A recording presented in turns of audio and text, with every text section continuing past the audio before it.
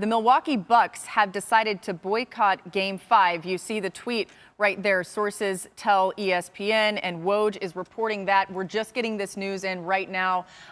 Key, I want to start with you on this. I know you were just talking, but what do you think about this? The Bucks deciding to boycott Game 5, and this is certainly, as we might imagine, we'll gather more information, but in protest and in response to what's happened lately in our country with Jacob Blake. Absolutely. Great for them. Great for our country. Great for sports. I think when you look at it, especially in the state that they're in, it's in their backyard. And everybody was wondering, was it going to be the Toronto Raptors?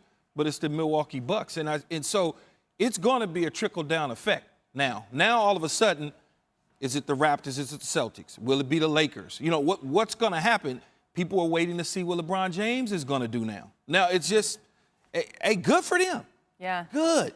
Marcus, I want to bring you in. What's your reaction to hearing this, that the Bucks will boycott Game 5?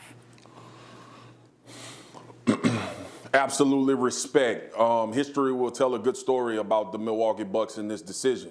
I think look, these guys have been talking about this. It was a point of contention before they even went into the bubble as if they should play basketball or not. I was one of the ones on the side of play so you can polarize the things that were going on in this country and continue to have a voice. And this latest incident with Jacob Blake, and now the Bucks get a chance to also be on a magnificent platform and make a stance for social injustice. So listen, this is uncomfortable for a lot of people, but it ain't uncomfortable for me. And it ain't uncomfortable for a lot of people in this country that look like me. And the Milwaukee Bucks are standing up and supporting that. So I applaud them as a franchise. I applaud those players and the people that are for right, period. So that's all I got on it. Yeah, we saw yesterday that the Lions canceled their practice in protest of police injustice toward black men and black people. And Dan, as you hear about this and you see the voice that sports, that athletes have in our society, the impact that can be made, what comes to mind? The Bucks understand that they're role models. Their organization and their players understand that they are role models and that lip service doesn't cut it anymore. You know, I said this yesterday. Don't tell me that you'll do something, then the opportunity to do something presents itself and you not do it, right? And so this is a tremendous step, a historic step. And like Key and Marcus, I applaud them for the courage to do so. Yeah, once again, the breaking news that we're just finding out now. The Milwaukee Bucks have decided to boycott Game 5 today. Adam Schefter, your reaction to hearing this news? Look, we saw the Detroit Lions yesterday take that first step there, Laura, and they sent a message, and they walked out there in unity with solidarity, with a great message that they delivered, that they've had enough. They're not going to stand for it. One pride, one dream, everybody together.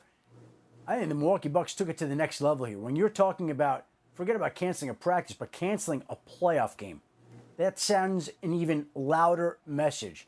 And as Key pointed out, they're from Wisconsin. This is where the latest disgraceful incident took place.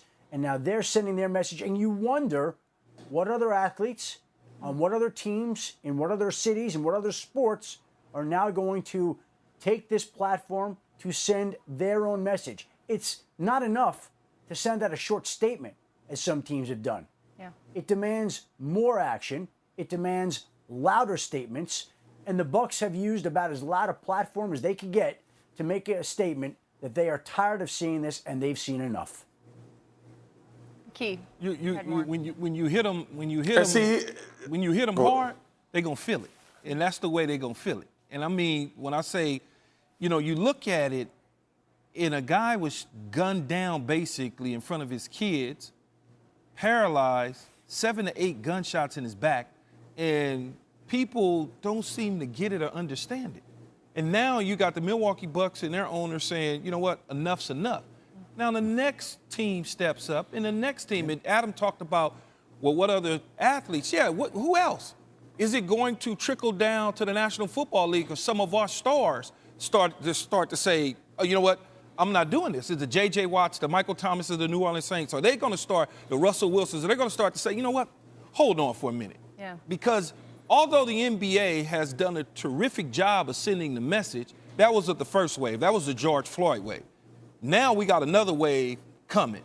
Let's step it up. Yeah. Let's step it up. Let's force that power that we have on the local government, the federal government. Let's start that process and put something in place. Yeah. I think one of those things that just came to mind was you never want to look back and say, could we have done more? Right? You never want to look back and say, could we have done more? And that's why I think this moment is so big for the Bucks, because they won't, a week from now, 2 I weeks don't mean from now, to cut you a off, month. though, Dan, Yeah. but it's not just about the Bucks. The Bucks is sending Sure. a message to everybody. Right, but it's Right. they got to it's got to start somewhere. No, I right? understand, but it's just not about the Bucks. For sure. You But know what I'm saying is, I can only talk to them. I can only talk about it from the player's perspective right now, and saying a week, a month, 6 weeks from now, they're not going to look back and go, man, I regret missing that game, right? This game is going to get made up at some point. Yeah, exactly. But they very easily could have looked back and regretted going, you know what? We had the chance and we didn't do more. We didn't take advantage of that moment. And that's why I think it's such a huge, historic moment.